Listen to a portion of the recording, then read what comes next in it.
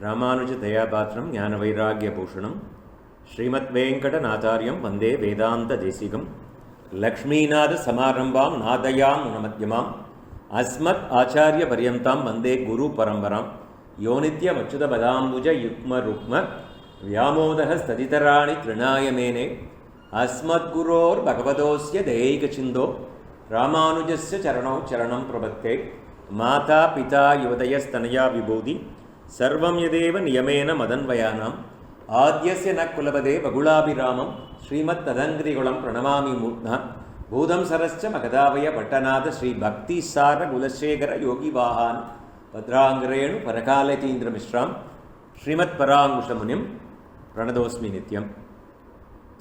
We are in Skandam 8, chapter 17, Adhyayam 17. We saw in this Skandam Gajendra Moksham followed by Samudramadanam, that is churning of the Milky Ocean, the Gajendra story and the churning of the Milky Ocean. Wherein in that story, in the churning of the Milky Ocean, we saw that the Devas became immortal and powerful. Then the Indras were able to go and defeat Bali and his army of Asuras and Daityas. So the Vamana avatar starts with Mahabali having got defeated. Mahabali is none other than the grandson of Prahalada and son of Virochana. One day, when Bali went to Rishi Shukracharya, their Ashura Guru, and asked him, Acharya, please show me a way to gain back all my powers and my kingdom. Huh? So, Shukracharya replied, you must perform the Mahabhishek Vishwachit Yoga, that is the Yajna. You have to perform this Yajna to get back all your powers. Bali agreed to do the Yajna under the supervision of Shukracharya. So after this Yajna, Bali received a golden chariot pulled by 4 horses that ran at the speed of wind. He also got a quiver with numerous arrows, a flag post with a lion's head, and a celestial armor. Along with these things, Shukracharya gave him a garland of ever-blooming flowers and a conch shell whose battle cry was thunderous. With that, Bali went back to battle against Indra. This time, this Daityaraj Bali, he won the battle and Indra fled from the battlefield. Bali once again asked Shukracharya's guidance to maintain his victorious position, for which Shukracharya said, if you keep on performing yajnas, you can live fearless and powerful life. And you should start giving alms to poor and Brahmins, meaning do lot of charity, do lot of dhanam. That's what Shukracharya advised Bali, and Bali agreed to do so. Meanwhile, having been defeated by Bali, Indra approached his guru Brihaspati to learn a way to gain back his powers. Now, Atiti, the mother of Devas, is aggrieved at the pitiable state of her sons, all the Devas. Now, on the advice of Kashyapa, she propitiates Vishnu by observing the Payovratam, the vow, for 12 days with devotional fervor. So, in response to her Vratha, Atiti's Bhayovrata, the Lord appears before her and promises to be born as her son. Not only that, the Lord is reminding Atiti, so I am going to be born in this Janma to you and Prajapati. Pardon me, to Kashyapa.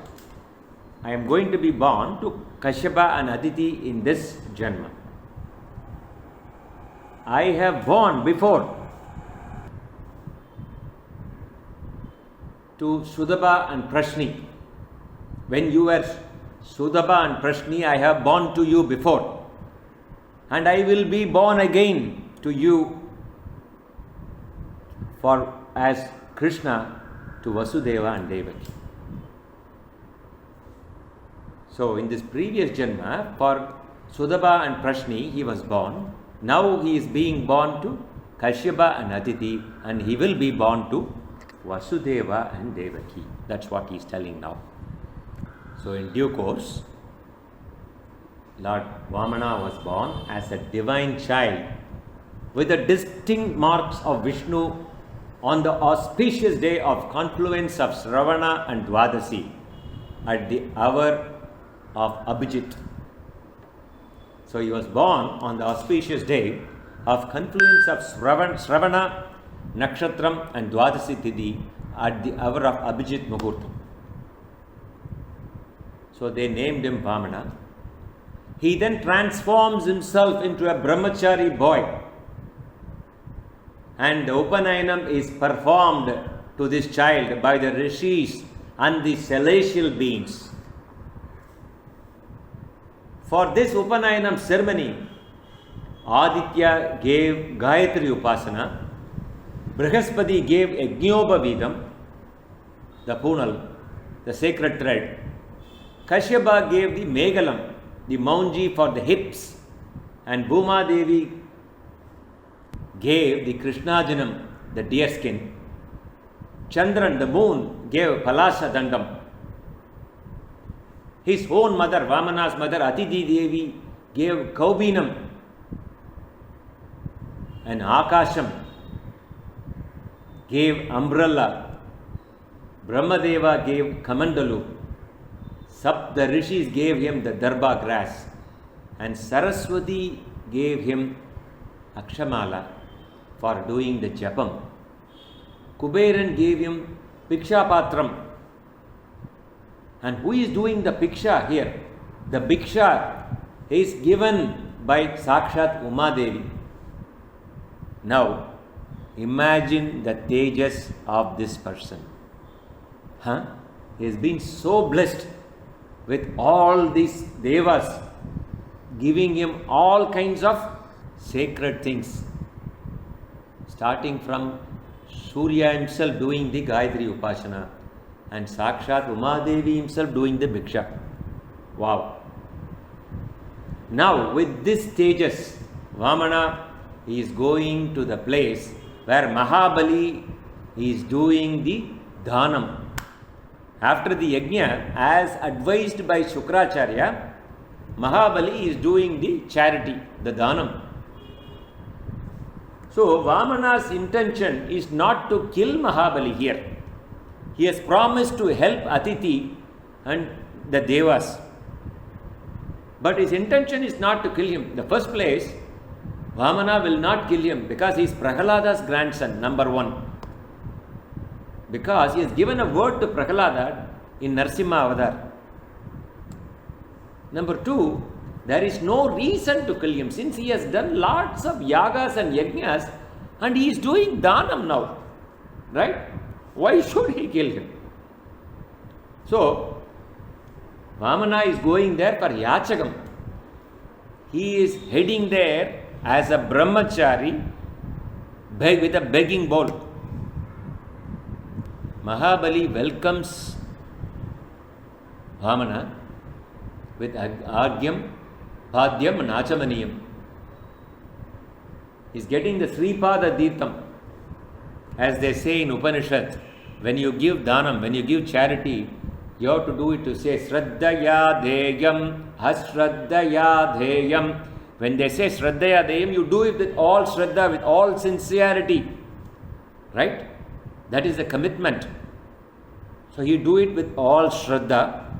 At the same time, Ashraddhaya Deyam, no attachment. Oh, I am giving my house, oh, my good house I am giving to you. No, he has no attachment. Right? When you give it, you should be happy in giving it. The person who is getting it should be happy to get it. And he also has his wife, Dharmapatni, who has to kind of have an anukulamana patni. He is also in support of this. She is not stopping him. She also wants to give. She is in this together. King Bali cordially welcomed this brahmachari, this short little brahmachari. Oh, revered soul, I am ready to give you cows, gold, horses, elephants, chariots, villages, food and drink, whatever you wish. For which Vamana replied, this behoves a king like you. Your ancestor Prahlada was renowned for his generosity. Your father Virochana even donated his longevity to his enemies, the Devas. Like your ancestors, you are also highly religious and devoted to Dharma. I don't want much. All I ask for you is a small piece of land, just what can be measured by 3 of my steps. I can measure from my feet, 3 steps from my feet. So Bali replies, O Brahmin, you are a mere boy. I am the king of 3 worlds. What is this you have asked from me? Do at least pray for a land sufficient to provide you with your daily needs. Then Vamana says, no king, I do not require any more land. Keep your word and give me what I have asked. Bali laughed and picked up his water pot, right, his kamandalam. And along with his wife, he is telling Vamana, you may take what you have asked for. Shukracharya, the guru of Asuras, had been watching everything all this time. He now came running to his disciple King Bali and cautioned him, O king, do you know what you are doing? This Brahmin is in the form of a dwarf. He is none other than Sri Hari himself. He has come to deceive you. He will divest you of your kingdom, your fame, your knowledge, and give them all to Indra. His body encompasses the entire universe. With 3 strides, he will acquire 3 worlds. O king, after you have given everything away to Sri Vishnu, how will you live? That gift which endangers the life and livelihood of the benefactor does not earn the prize of the learned. For which King Bali said, O Gurudeva, what you have said is right. But I am the descendant of Prahlada. I have given my word that I shall give away whatever is asked for. How can I take back my words? For love of money or fear of life? There is nothing more heinous than untruth. In olden days, great souls like Dadichi, they even sacrifice their lives to serve others. All he is asking is a small piece of land. You will find many a hero who can give up his life on the battlefield. But scarcely will you find a person who with due respect will give up his possession to a deserving person. Therefore, he who has come to me, he may be Vishnu or he may be my enemy. I will fulfill his wish, his prayer. So, Bali, in spite of being forbidden by his guru, Shukracharya, King Bali resolved to give to Vamana the land measured by Vamana's 3 steps. Seeing this greatest act of moral courage, the Devas and others showered flowers to rain down on the king. Now Vamana assumed his cosmic form, his body filled with whole universe. Indeed, it grew so much that King Bali saw that one stride had covered the entire earth and the second had covered the heavens. The little dwarf Vamana assumed his own cosmic form. Ongi Ulahalanda Utthaman. His body filled with the whole universe. Indeed, it grew so much that King Bali saw that one stride had covered the entire earth and the second had covered the heavens. Seeing how Vamana had deceived their king, the Asuras became furious and rushed to kill Mahavishnu in the guise of a dwarf. But Mahabali could not bear this and he stopped them and told his team, "Oh warriors, stop this fighting and retreat." This is the same Lord who favored us previously has now reversed his attitude. Time is no longer in your favor. The column is not in our favor now. Therefore, we must retreat and wait for a more propitious time. Meanwhile, Brahma had brought a water pot and worshipped the feet of Vishnu because the one end of his feet has reached Satyalogam. So he is doing Abhishekam to Vishnu from Satyalogam. Right? Because with this feet, he has measured the world in 2 steps. The water that washed the feet of the Lord Vishnu became Ganga, which sanctifies all the worlds. That is what Shiva later carried in his head, right? However, as all the worlds had been measured by only 2 steps of Vamana, now appearing as Trivikrama Avataram, there was not even one iota of space left for the 3rd step. Now Vamana said to Bali, "O king, my first 2 strides have covered the earth and the heavens. Now give me a place for my 3rd step. You will have to enter the nether regions if you don't fulfill your promise to give me what I asked for. You'll have to go to Naragam, you'll have to go to Padalam." Bali then said, "O Lord, man of all men, if you think I have made a false promise, I shall presently establish its truthfulness. My word shall never go in vain. Here it is. I make a place for your 3rd step. My head is the place." So when Mahavishnu asked a place for his 3rd step, Mahabali is showing his head. "I am not afraid of the nether regions, but I am certainly afraid of dishonor. I take your punishment as a boon." The Lord, now in the form of Vamana Deva, was very pleased.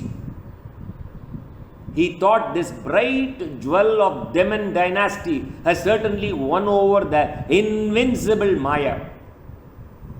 This bright jewel, this Mahabali, this bright jewel of Demon dynasty has certainly won over the invincible Maya.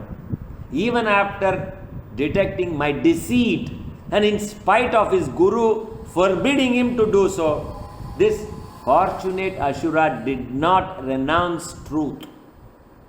I shall give him a boon that is difficult for even the Devas to attain. Mahavishnu, who has come in the Rupam of Vamadeva, said, "O demon king, in a coming age you will be born as Indra, the king of the Devas. For now you may remain in the realm called Suthalam. None shall be able to overpower you there. With my discus I will forever protect you, and you will always feel my presence there." This is the end of Vamana, later became Trivikrama Avataram.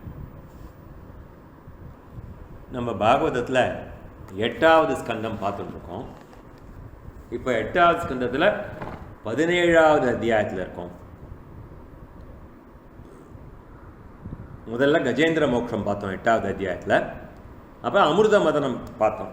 இந்த அமிர்த மதத்தில் திருப்பார்கடலை கடைஞ்சி அந்த அமுதத்தை வந்து தேவர்கள்லாம் உண்ட பிறகு அவர்கள்லாம் அமரர்கள் ஆயிட்டா. அவளை ஜெயிக்க முடியாத ஒரு சாகாவரம் அவளுக்கு கிடைச்சிடுத்து. அந்த ஒரு பவரை வச்சுட்டு பலியோடு சண்டை போட்டு பலியை துரத்திடுறான். அசுரர்கள்லாம் பலம் இழந்து துரத்தப்படுகிறார்கள். இப்போ உடனே நம்ம அசுரர்களுடைய ராஜா மகாபலி அவளோட குரு சுக்கராச்சாரியாரை போய் பார்க்குறார். இந்த மாதிரி ஆயிடுத்தே, எங்களோட பவர் எங்களுக்கு திருப்பி வேணும், எங்களோட கிங்டம்லாம் எனக்கு வேணும் அப்படின்னு அவர்கிட்ட கேட்குறா. அதுக்கு நான் என்ன பண்ணுறது? உடனே அவர் சொல்கிறார், இதுக்கு ஒரு வழி இருக்குப்பா. இதுக்கு வந்து மகாபிஷேக் விஸ்வஜித் யக்ஞான்னு ஒரு யக்ஞம் இருக்குது. அந்த யக்ஞத்தை நீ பண்ணியானா உனக்கு எல்லாம் கிடைக்கும், எல்லா அஷ்ட ஐஸ்வர்யங்களும் கிடைக்குங்கிற மாதிரி ஒரு யுக்தி அவர் கொடுக்குறார். அந்த சுக்கராச்சாரியாரோட துணையோடு அந்த யக்ஞத்தை பலி பண்ணுறார். அந்த பலியில் பலவிதமான விஷயங்கள் அவருக்கு கிடைக்கிறது. ஒரு தங்க ரதம், 4 குதிரைகள் பூட்டப்பட்ட தங்க ரதம், which can fly at the speed of காற்றின் வேகத்திலே பறக்கக்கூடிய தங்க ரதம், அப்பேற்பட்ட ஒரு ரதம் கிடைக்கிறது. நிறைய அம்புரா தோணியோட கூடிய நியூமரஸ் ஆரோஸ், அம்புகள், சண்டை போடுறதுக்கு உண்டான பவர்ஃபுல் ஆரோஸ். சிங்கம் கொடி, ஒரு பெரிய கொடி, சிங்கத்தின் தலை பொறிக்கப்பட்ட ஒரு பெரிய கொடி அவரோட இதில், அவரோட தேரில் இது பண்ணி நாட்டி வச்சுக்கிறதுக்கு. செலேஷியல் ஆர்மர், அதாவது ஒரு போர் கவச்சம். அதை தவிர ஒரு நறுமணம் மிக்க, எப்பவுமே நறுமணமாக இருக்கக்கூடிய ஒரு மலர் மாலை, ஒரு பவர்ஃபுல் சங்கு, ஒரு இடி முழக்கம் கொடுக்கக்கூடிய ஒரு சங்கு. இப்படிப்பட்ட பலவிதமான விஷயங்கள் அந்த யாகத்தின் பலனாக அவருக்கு கிடைக்கிறது. ஸோ இதெல்லாம் எடுத்துகிட்டு திரும்பி பலி சண்டைக்கு போகிறார். இந்த தரம் பலி இந்திரனை ஜெயிச்சு விடுறார். இந்திரனை ஜெயிச்சு தேவர்களை அவள் நாட்டை விட்டு துரத்தி விடுறார். ரைட். ஸோ இப்போ அவளோட ஆட்சியை கைப்பற்றியாச்சு தேவேந்திரன்ட்டேந்து. இதை எப்படி தக்க வச்சுக்கிறதுன்னு கேட்குறார் சுக்கராச்சாரியார்ட்ட. இதை தக்க வச்சுக்கிறதுக்கு நீ யஜ்யங்கள் பண்ணிகிட்டே இருக்கணும்ப்பா. நீ பண்ணிகிட்டே இருந்தேன்னா உன்னை ஒன்றும் throughout your life you have to do these யஜ்ஞாஸ். அதுக்கப்புறம் உன்னால் முடிஞ்ச வரைக்கும் ஏழைகளுக்கெல்லாம் தானம் பண்ணிகிட்டே இருக்கணும். நீ தானம் பண்ண இந்த யஜ்யங்கள்லாம் பண்ண உன்னை யாராலையும் ஒன்றும் பண்ண முடியாது அப்படின்னு. ஸோ இந்த விஷயம் இந்திரன் காதில் போய் விழருது. இப்போ இந்திரன் நாடெல்லாம் இழந்துட்டான் இல்லையா, பலத்தெல்லாம் இழந்துட்டான். அவனுடைய ஆச்சாரியர் பிரகஸ்பதிகிட்ட போய் இதை சொல்கிறான். நான் என்ன பண்ணுறது இப்போது அப்படின்னு கேட்குறான். இந்த கஷ்யபருக்கு 2 மனைவிகள் சொன்னேன் இல்லையா, அதிதி திதி. திதியோட பசங்க தான் இந்த அசுரர்கள் பலி வாழலாம், அதிதியோட பசங்க தான் தேவர்கள். திருப்பி கஷ்யபர் 2 பக்கமும் மாட்டின்னு முழிப்பார். அதிதி திருப்பி கஷ்யபர்கிட்ட போவா, எங்கள் பசங்கள்லாம் எங்களோட ராஜ்யம் தானே இது, இவங்க அந்த அநியாயமாக எடுத்துன்னு போயிட்டாங்க அப்படின்றச்சே கஷ்யபர் சொல்லுவார், நீ பகவானை நோக்கி தவம் புரி. ரைட். அவன் விஷ்ணுவை நோக்கி பயோவிரதம்னு ஒரு விதம். அந்த பயோவிரதம் 12 நாளைக்கு அன்ன ஆகாரம் இல்லாமல் ஒரு பயோவிரதம்ங்கிற விரதத்தை அவள் இருப்பாள். இந்த பயோவிரதத்தின் மகிமையினாலே பகவான் பிரத்யக்ஷமாகி அவர் சொல்லுவார், கவலைப்படாத, நான் உங்களுக்கு புத்திரனாக பிறப்பேன். இதுக்கு முன்னாடி நீ சுதபா பிருஷ்ணியாக இருக்கச்சேயும் நான் உனக்கு பிறந்தேன், இப்போவும் நான் உனக்கு பிறக்கிறேன், இதுக்கு அப்புறமும் வசுதேவர் தேவகிக்கும் நான் பிறக்க போகிறேன் அப்படிங்கிற மாதிரி சொல்லிட்டு மறைஞ்சு போயிடுவார். இன் டியூ கோர்ஸ் கொஞ்ச நாள் கழித்து ஒரு தெய்வீக குழந்தை அவளுக்கு பிறக்கும். அது எப்போ எந்த இது தானே, ஸ்ரவண நட்சத்திரத்திலே துவாதசி திதியிலே அபிஜித் முகூர்த்தத்திலே குட்டை வடிவமான ஒரு டுவார்ஃப், அதுக்கு வாமனன் அப்படின்னு பேர் வைப்பா. He then transforms himself to be a brahmachari boy, அந்த குட்டை வடிவமான பையன் அவனுக்கு உபநயன வயசு வந்துடும். அவனுக்கு பிரமாதமான உபநயனம் செரிமனி நடக்கும். வித் ஆல் த தேவாஸ், தேவாதி தேவர்கள், பிரம்மாதி தேவர்கள்லாம் சூரியன்லேருந்து ஆரம்பித்து எல்லாரும் வருவாதுக்கு. அதில் சூரியனே வந்து அவருக்கு அந்த வாமனருக்கு காயத்ரி உபாசனை பண்ணுவார். அவளோட குரு பிரகஸ்பதி வந்து யஜ்ஞோபவீதம் கொடுப்பார். கஷ்யபர் வந்து மேகலம் கொடுப்பார் இந்த மௌஞ்சி இடுப்புக்கு. பூமாதேவி வந்து கிருஷ்ணாஜனம் கொடுப்பா, அந்த மான் தோல் அந்த பூனலில் சுருகிப்பா இல்லையா யஜ்ஞோபவீதத்தில். சந்திரன் வந்து பலாச தண்டம் கொடுப்பார். அவம்மா அதிதி தேவி வந்து அவனுக்கு கோவீனம் அந்த கோவணம் கொடுப்பா. ஆகாசம் வந்து அந்த கொடை, வாமனர் அந்த கொடையோடு பார்ப்போம் இல்லையா, அந்த கொடை அவருக்கு கொடுப்பார். பிரம்மதேவர் கமண்டல் கொடுப்பார். சப்த ரிஷிகள் அவருக்கு தர்பை கொடுப்பார். எப்பவும் பிரம்மச்சாரி ஒரு தர்பை வச்சுட்டு இருப்பார் இல்லையா, பின்னாடி பார்க்க போகிறோம் அந்த தர்பையை எப்படி வாமனர் உபயோகப்படுத்துவார்னு. சரஸ்வதி தேவி வந்து அக்ஷமாலை கொடுப்பா அவர் ஜபம் பண்ணுறதுக்கு. அண்ட் குபேரன் வந்து அந்த பிக்ஷா பாத்திரம் கொடுப்பார். அண்ட் யார் பிக்ஷை போடுறா? சாட்சாத் உமாதேவி வந்து பிக்ஷை போடுறா. ஸோ அப்பேற்பட்ட உபநயனம் இவருக்கு நடக்கிறது. சாட்சாத் சூரியனே வந்து காயத்ரி உபாசனை, சாட்சாத் உமாதேவியே வந்து பிக்ஷை போடுறோம். என்ன தேஜஸ் இருக்கும் பாருங்க அந்த பையனுக்கு. அப்பேற்பட்ட வாமனர் இந்த தேஜஸோட இப்போ பலி நடத்துகிற யாகத்துக்கு அங்கே போகிறார். அங்கே வந்து யாகங்கள்லாம் முடிஞ்சு பலி வந்து சுக்கராச்சாரியார் சொன்னார் இல்லையா, நிறைய தானம் பண்ணுங்கன்னு சொன்னச்சே ரெடியாக தியானம் பண்ணுறார். ஸோ வாமனரும் தேவர்களுக்கு நான் ராஜ்யத்தை வாங்கி கொடுக்குறேன், அதித்தி கிட்ட நான் வாங்கி கொடுக்குறேங்கிற ப்ராமிஸ் பண்ணிட்டு போகிறாரு. வழியை பலியை கொலை பண்ணணுங்கிற இன்டென்ஷனில் போகல. நான் அவனை வதம் பண்ணி உனக்கு வாங்கித்தரேன்னு சொல்லலை, உனக்கு வாங்கித்தரேன்னு தான் சொன்னேன் இல்லையா. நம்பர் 1, அவன் அந்த பலியை வந்து வதம் பண்ண மாட்டார். ஏன்னா ஒன்று வந்து அவன் வந்து பிரகலாதனுடைய பேரன். அதனால் பிரகலாதனுக்கு வரம் கொடுத்துருக்கார். 21 தலைமுறைக்கு நான் உங்கள் தலைமுறையில் நான் வந்து எல்லாரையும் நான் காப்பாற்றுவேன்னு ஒரு வரம் கொடுத்துருக்கார். அதனால் பிரகலாதனோட பேரனை வதம் பண்ண மாட்டார். ரெண்டாவது என்ன, there is no reason to kill him. அவன் வந்து அப்பேற்பட்ட யஜ்யங்கள் பண்ணிகிட்டே இருக்கான், தானங்கள் பண்ணிகிட்டே இருக்கான். அப்பேற்பட்ட மகாபுருஷனை யாராவது வதம் பண்ணுவாளோ? அவன் என்ன துரியோதனனா, இல்லை வந்து ராவணனா, கும்பகர்ணனா, ஹிரண்யாட்சகனா? ஸோ இப்போ போகிறார் மகாபலி. அவரை பார்த்த உடனே ஒரு குள்ளமான ஒரு பிரம்மச்சாரி வராரு, இப்படி ஒரு தேஜஸ்.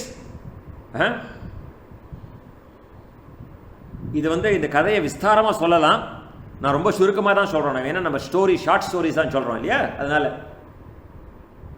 அவர் எப்படி மகாலட்சுமியை வந்து, மகாலட்சுமி எப்பவுமே வக்ஷஸ்தலத்தில் இருப்பா இல்லையா, அப்படி மறைச்சிட்டு போனார், பிரம்மச்சாரி வடிவத்தில் போனாருங்கிறதுக்கு எல்லாம் நிறையா இது இந்த கதைகள் ரொம்ப நீண்ட இதில் இருக்கும். நம்ம ஸ்லோகமாக பார்க்கறச்சே பின்னாடி இந்த கதையை விஸ்தாரமாக பார்க்கலாம். இப்போ மகாபலி வந்து இந்த குட்டை வடிவமான சகல தேஜஸுடைய இந்த பிரம்மச்சாரியை வரவேற்கிறார். ஆக்யம் பாத்தியம் ஆச்சமனியம்லாம் பண்ணி ஸ்ரீபாத தீர்த்தத்தை எடுத்துட்டு அவரை எல்லாவித மரியாதையுடனும் வரவேற்கிறார். மகிமை பொருந்தியவரே, தங்களுக்கு வேண்டிய மாடுகள், செல்வங்கள், யானைகள், குதிரைகள், தேர்கள், கிராமங்கள், உண்ண உணவு, பருக நீர், இன்னும் எல்லாவற்றையும் நாம் தர சித்தமாக இருக்கிறேன் அப்படிங்கிறார். அதுக்கு வாமனர் சொல்கிறார், தங்கள் தகுதிக்கு பொருத்தமாகவே தங்கள் சொற்கள் உள்ளன. உனது முன்னோரான பிரகலாதன் தனது கொடைத்தன்மையினாலே மிகவும் புகழ் பெற்றவன். உனது தந்தை விரோச்சனனோ தனக்கு எதிரியான தேவர்களுக்கு கூட தனது ஆயுளை வழங்கினான். உனது முன்னோர்களைப் போல நீயும் ஆன்மீகத்தில் ஈடுபட்டவனாக இருக்கின்றாய், தர்மத்தில் நிலை பெற்றவனாக இருக்கின்றாய். எனக்கு அதிகமாக ஒன்றும் வேணாம்ப்பா, எனக்கு வேணுங்கிறதெல்லாம் ஒரு 3 அடி நிலம், அதை நானே என் காலால் அளந்துக்கிறேன். என் சிறிய காலால் சொல்ல, நானே என்னுடைய காலால் அளந்துக்கிறேன்னு சொல்ல. பலி சக்கரவர்த்தி உடனே சொல்றார் வாமனர் பார்த்து, நீயோ சிறுவன், ஏதும் அறியாதவன், நானோ 3 உலகங்களுக்கும் அதிபதி. என்னிடம் நீ இவ்வளவு சிறிய நிலத்தை கேட்கிறாயே, ஏதோ என்கிட்ட வந்து ஏதோ கோவணம் கேட்குற மாதிரி கேட்குறேடா, நான் வந்து எல்லாம் என்னென்னவோ கொடுக்கறதுக்கு தயாராக இருக்கேன். உனக்கு நித்திய சாப்பாடுக்கு வேணுங்கிற நிலத்தையாவது நீ வாங்கிக்கோ என்கிட்ட வந்து. நீ பிரம்மச்சாரி, உனக்கு என்ன தேவைன்னு எனக்கு தெரியும், உனக்கு தேவையான ஒரு நிலத்தையாவது வாங்கிக்குவே அப்படின்னு சொல்கிறார் அவர்கிட்ட. அதுக்கு வாமனர் சொல்கிறார், அதெல்லாம் இல்லை அரசே, எனக்கு வேணுங்கிறது 3 அடி நிலம், இவ்வளோதான், நான் அளந்துக்கிறேன், நான் கேட்டதை மாத்திரம் கொடுங்க, அது போரும் எனக்கு அப்படிங்கிறார். இப்போ பலி சக்கரவர்த்தி சிரிக்கிறார். அவளோட மனைவி விந்தியாவளியை கூப்பிடுறார். ரொம்ப அனுகூலமான மனைவி. ஏன்னா தர்மம் பண்ணுறச்சே தர்ம பத்தினின்னு சொல்லுவா இல்லையா, அவள் 2 பேரும் சேர்ந்து அவருக்கு கமண்டலத்துலேருந்து ஜலம் விடுறா இல்லையா. அப்போ நீ கேட்டதை பெற்றுக்கொள் அப்படின்னு சொல்கிறார். அப்போ கிடுகிடுன்னு அங்கேருந்து சுக்கராச்சாரியார் குரு ஓடி வரார். அவர் சொல்கிறார், நீ என்ன பண்ணுறேன்னு தெரியறதா உனக்கு? இந்த வாமனா வந்திருக்கானே இந்த சிறுவன், இவன் சாட்சாத் மகாவிஷ்ணு. அவன் உன்னை ஏமாற்றி உங்ககிட்டேருந்து நாட்டை பறித்து இந்திரன்ட்ட கொடுக்கறதுக்காக வந்திருக்கான். என்ன, அவனோட உடல் வந்து உலகங்களையும் தழுவியது. அவன் 3 அடியில் 3 லோகத்தையும் அளந்துருவான் ஒரு செகண்டில். எல்லாத்தையும் நீ அவன்கிட்ட கொடுத்தியானா நீ நாளைக்கு சாப்பாட்டுக்கு என்னடா பண்ணுவ அப்படின்னு சொல்கிறார். உடனே பலி சக்கரவர்த்தி சொல்கிறார் சுக்கராச்சாரியார்கிட்ட, குருவே உங்களுக்கு என்ன நமஸ்காரம், நீங்கள் சொல்கிறது கரெக்டு தான், ஆனால் நான் பிரகலாதம் பரம்பரையில் வந்திருக்கேன் இல்லையா, கேட்டதை கொடுக்குறேன்னு வாக்களிச்சுட்டேனே சுவாமி. செல்வங்களை தக்க வைக்கவும் உயிருக்கு பயந்தும் நம்ம எப்படி சொன்ன வார்த்தையை மீறுறது? எப்படி இருந்திருக்கா பாருங்க அந்த காலத்தில், சொன்ன வார்த்தையை மீறுறது. ஏதோ சொன்னேன்ப்பா நேத்திக்கு அப்படின்னு இல்லையா, நம்மளாம் அப்படி இல்லை. சத்தியத்தை கடைபிடிக்காமல் இருப்பதை விட கீழ்த்தரமானது வேறு ஒன்றும் இல்லை. அந்த காலத்தில் ததீச்சிலாம் தன் உயிரியே கொடுத்துருக்கா. நம்ம அந்த கதை பார்த்தோம், அந்த கதையை எங்கள் ஞாபகப்படுத்துறாரு. ததீச்சி வந்து என்னோட எலும்பு ஓணுன்னா உடனே எடுத்துக்கோன்னு தியானத்தில் உட்காந்து தன் உயிரை விட்டு அந்த எலும்பை கொடுக்குறார். ஆஃப்டர் ஆல் அவர் என்ன கேட்குறார்? 3 அடி மண்ணு கேட்குறார், 3 அடி நிலம். எவ்வளவு பேர் போர்க்களத்தில் யாராருக்கோ ராஜாக்காக சண்டை போட்டு தன் உயிரெல்லாம் துறக்கிறார். எனவே எனக்கு தெரியறது இது விஷ்ணுவாகவே இருக்கட்டும், அப்பேற்பட்ட பகவான் என்கிட்ட யாச்சகம் வாங்க வந்திருக்கார். இவர் வந்து எதிரியாக இருந்த இந்திரனா கூட இருக்கட்டும், நான் கொடுத்த வாக்க மீறலாமா அப்படின்னு திடமா சொல்றார். சுக்கராச்சாரியார் தடுக்க பார்த்தும் வாமனன் ஒன்றும் பண்ணல, முடிவு பண்ணிட்டார். அவ சொல்லுவா, அந்த கமண்டலத்துக்குள்ள வண்டா போய் உட்காண்டார் சுக்கராச்சாரியார்னு சொல்லுவா, கதையில் இருக்கு. உடனே இவர் வந்து என்னடா அது பலி வந்து ஜலம் விடுறான், ஆனால் ஜலம் வரமாட்டாங்கிறதே ஜக்குலேருந்துன்னு பார்த்துட்டு வாமனர் தன்னுடைய இடுப்புலேருந்து அந்த தர்பையை எடுத்து அந்த ஜக் அந்த கமண்டலத்தை ஒரு அந்த ஓட்டையை ஒரு குத்துவார். அதில் தான் சுக்கிரனுக்கு ஒரு கண்ணு போயிடும். அதை வந்து விளையாட்டாக சொல்லுவார், ஆழ்வார் சொல்லுவார், சுக்கிரன் கண்ணை துரும்பால் கிளறிய சக்கர கையனே அச்சோ அச்சோன்னு. சக்கர அந்த தர்பை வந்து இஸ் நத்திங் பட் சுதர்சன சக்கரம் அப்படின்னு சொல்லுவாள். Anyway we are not going in detail now, right? We will see the story. பின்னாடி நம்ம இதை விஸ்தாரமாக பார்ப்போம். எனிவே இவ்வாறு குரு தடுத்தும் இவர் 3 அடி நிலத்தை தரத்துக்கு முடிவு பண்ணிட்டார். இந்த திடமான விசுவாசத்தை பார்த்து தேவர்கள்லாம் பூமாரி பொழியிறாங்க. யார் மேல? பலி சக்கரவர்த்தி மேல. வாமனரான மகாவிஷ்ணு இப்பதான் தன் ஸ்வயரூபத்தை காட்டுறார். அவரோட விஸ்வரூபத்தை எடுத்துக்கிறார். அவரோட விஸ்வரூபத்தை எடுத்துட்டு அவரது உடல் இந்த பிரபஞ்சம் முழுவதையும் நிறைக்கின்றது. ஒரு அடியால இந்த உலகத்தை அளந்துடுறார், பூமியை அளந்துடுறார். இன்னொரு அடியால மேல் உலகத்தை அளந்துடுறார். இதை பார்த்து அசுரர்கள்லாம் பயந்து போய் மகாவிஷ்ணு மேல கோபம், சண்டைக்கு வரா. அப்போ பலி சக்கரவர்த்தி வாழெல்லாம் தடுத்து, இவரை ஒன்றும் பண்ணாதப்பா, இவர் பகவான், இவர் தான் நமக்கு முக்காலங்களிலும் நமக்கு ஐஸ்வர்யங்களும் கொடுக்குறார். இப்போ நமக்கு காலம் சாதகமாக இல்லை, அதனால் நம்ம காலம் கனிய காத்திருப்போம் அப்படின்னு சொல்லி அவள் நிறுத்திவிடுறார். இவரோட ஒரு பாதம் சத்தியலோகத்துக்கு போயிட்டான். அந்த கால் கட்டை விரலை பிரம்மா அபிஷேகம் பண்ணி அந்த ஸ்ரீபாத தீர்த்தத்தை எடுத்துக்கிறா அப்படின்னு சொல்லுவாள். பிரம்மா கமண்டலத்தை எடுத்துன்னு மகாவிஷ்ணுவோட திருவடிகளுக்கு அபிஷேகம் பண்ணார். அந்த நீர் தான் கங்கையா வந்தது. அதை தான் பின்னாடி மகாதேவன் தாங்கினார். அது கங்கை கங்காதரன் தலையிலே தாங்கி, அதனால அவருக்கு கங்காதரன் பேர், கங்கை வந்தது அப்படின்னு சொல்லுவா இல்லையா. இந்த தீர்த்தம் தான் கங்கை. இப்படி 2 அடிகளால் எல்லா உலகங்களையும் அளந்த பிறகு 3வது அடியை எங்க வைக்கிறதுன்னு கேட்கிறார். அரசே, எனது 2 அடிகள் இந்த உலகத்தையும் மற்ற உலகத்தையும் அளந்து விட்டன, 3வது அடியை வைப்பதற்கு இடத்தை காட்டுவா என்று கேட்கிறார். நீ 3வது அடிக்கு வைக்க இடம் இல்லையே, கொடுத்த வாக்கை தவறினால் நீ பாதாள லோகத்திற்கு செல்வாய் அப்படின்னு வாமனர் சொல்றார். உடனே பலி சக்கரவர்த்தி சொல்றார், பகவானே புருஷோத்தமா, நான் தவறாக வாக்குறுதி கொடுத்து விட்டேன் என்று தாங்கள் எண்ண வேண்டாம். அதை சத்திய வாக்காக இப்போதே ஆக்குகின்றேன். எனது வார்த்தைகள் எப்போதும் வீணாகாது. எனது தலையே தங்களது 3வது அடிக்கான இடம். பகவானே, நான் பாதாள லோகத்திற்கு செல்வதை பற்றி நான் கவலைப்படவில்லை. ஆனால் சத்தியம் தவறியவன் என்ற அவதூறு, அதுக்கு நான் மிகவும் பயப்படுகிறேன். தங்களது 3வது அடியை எனது தலையிலே வைப்பதை வரமாக ஏற்கிறேன் அப்படின்னு அவர் சொல்றார். உடனே வாமனரா வந்த பகவான் மகாவிஷ்ணு நெகிழ்ந்து போயிட்ட, அப்படியே மகிழ்ச்சி வேற அவருக்கு. இப்படி ஒரு அசுர பரம்பரையில் தோன்றிய இந்த பலி சக்கரவர்த்தி மாயை ஜெயிச்சுட்டான் பத்தியா. மாயை ஜெயிக்கிறது ரொம்ப கஷ்டம், இவன் ஜெயிச்சுட்டான் பத்தியா. எனது கபடத்தை அறிந்த பிறகும், அவனோட குரு சுக்கராச்சாரியார் தடுத்த பிறகும் இவன் சத்தியத்திலேருந்து தவறல பத்தியோ.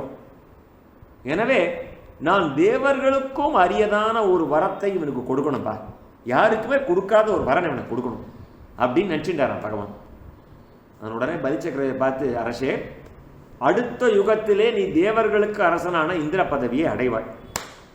இப்போது நீ சுதல லோகத்திலே சிறிது காலம் இருப்பாய். அங்கு உன்னை யாராலும் வெற்றி கொள்ள முடியாது.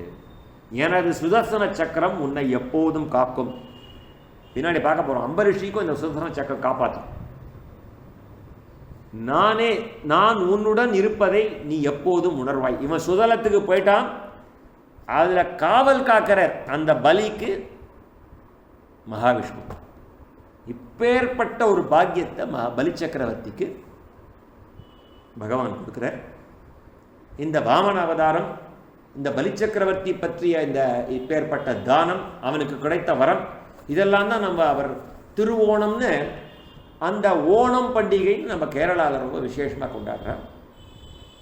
இப்படியாக வாமன திரிவிக்ரம அவதாரம் நம்ம இன்னைக்கு நிறைவு செய்கிறோம். நமக்கு எல்லாருக்கும் தெரியும், திருப்பாவை இந்த மாதம் ரொம்ப விசேஷம். ஆண்டாலும் இந்த திரிவிக்ரம அவதாரத்தை ரொம்ப புகழ்ந்து பாடியிருக்கா.